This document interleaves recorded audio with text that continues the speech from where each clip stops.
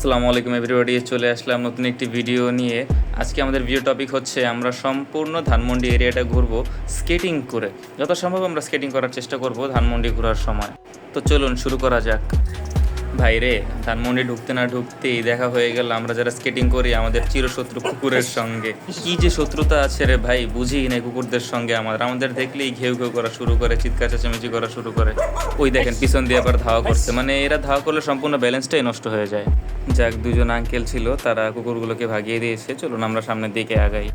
Guys, এই রোডগুলো pitch ঢালাই না হওয়ার কারণে এখানে স্কেটিং করার সময় বেশিরভাগ সময় স্কেটটা স্লিপ করে। প্লাস দেখতেই পাচ্ছেন ভিডিওতে যে মাঝখানে কিছু ফাঁকা ফাঁকা জায়গা আছে টাইলসের দুই পাশের মাঝখানে।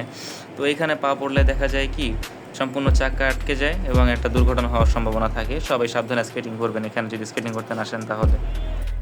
ওয়েলকাম ভিউয়ার্স, চলে এসেছি ধানমন্ডির রবীন্দ্র সরোবরে। রবীন্দ্র সরোবরের এখানে বসে সবাই আড্ডা দেয় এবং আশেপাশে কিছু দোকানও আছে।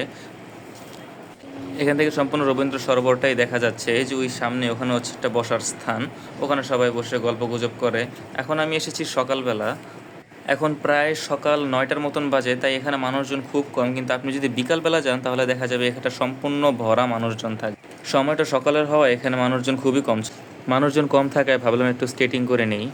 এখানে সম্পূর্ণ স্থানটাতে বালি ছিটানো ছিল বিভিন্ন বিভিন্ন স্থানে, যার কারণে স্কেটিং করতে গিয়ে বেশিরভাগ সময় স্লিপ কাটছিলাম।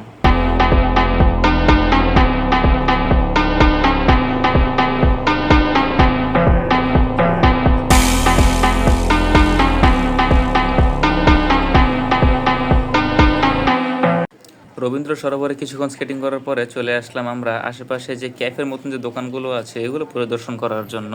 এখানে এক আন্টি বিজনেস করছিল কসমেটিক্সের, তো সে খুবই পর্দাশীল, তাই সে বললো যে তার ভিডিও ক্লিপটা যেন না নেই, এই জন্যই এতটুকু অংশ কেটে দেওয়া হয়েছে ভিডিও ক্লিপ থেকে। চলুন মূল কথায় আসা যাক। এখানে বিভিন্ন রকমের সুস্বাদু খাবার পাওয়া যায়, বসার জন্য সুব্যবস্থা রয়েছে। এখানে কাবাব, বিরিয়ানি, তারপরে চা, অনেক রকমের খাবার পাওয়া যায়। আর এই ধানমন্ডির স্পেশাল জিনিসটাই হচ্ছে এখানের মটকা মালাই চা।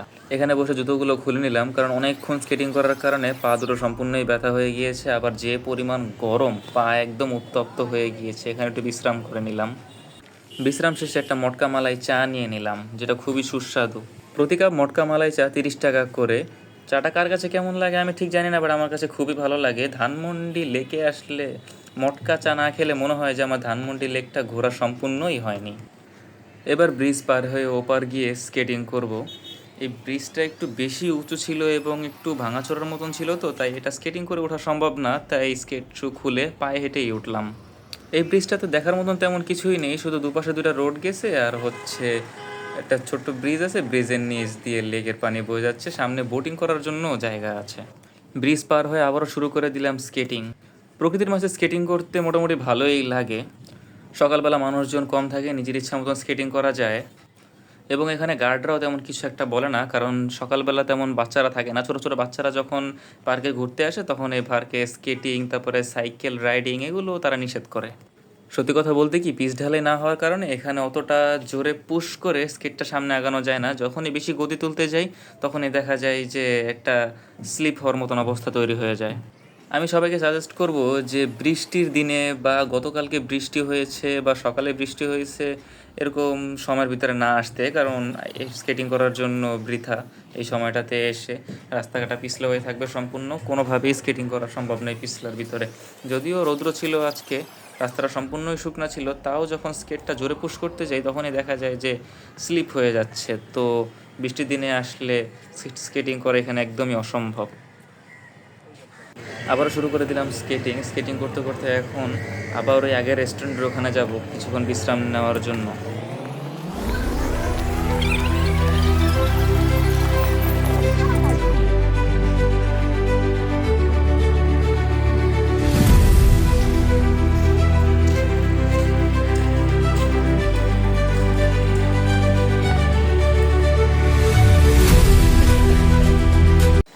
এখন বাজে ঠিক 12টা, একদম সূর্যটা একেবারে মাথার উপরে। ফ্যানের নিচে বসে একটু ঠান্ডা হয়ে নিলাম, সাথে একটা ড্রিঙ্কস অর্ডার করলাম, ফান্টা। আর অল্প কিছুক্ষণ বিশ্রাম নিয়ে আমরা রওনা দিব।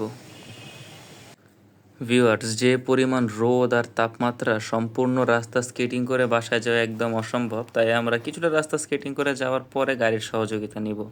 আপনারা ধানমন্ডি লেকের ভিতরে স্কেটিং করতে চাইলে সকাল সকাল আসবেন, কারণ বিকালে প্রচুর মানুষজন থাকে, তখন স্কেটিং করে অতটা মজা পাবেন না। সকাল টাইমটাই সবচেয়ে ভালো। প্রচুর পরিমাণে গরম, পা একদম উত্তপ্ত হয়ে গিয়েছে, তাই জুতোগুলো খুলে কিছুটা রাস্তা হেঁটে যাব, তারপর পিলখানার মোড় থেকে আমরা স্কেটিং আবার শুরু করব ইনশাআল্লাহ।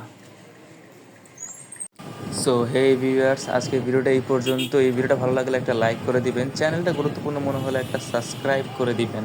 ভালো থাকবেন, সুস্থ থাকবেন, আল্লাহ হাফেজ। আমরা সামনের মোড় থেকে রিক্সা বা বাস কোনো কিছু নিয়ে নিব।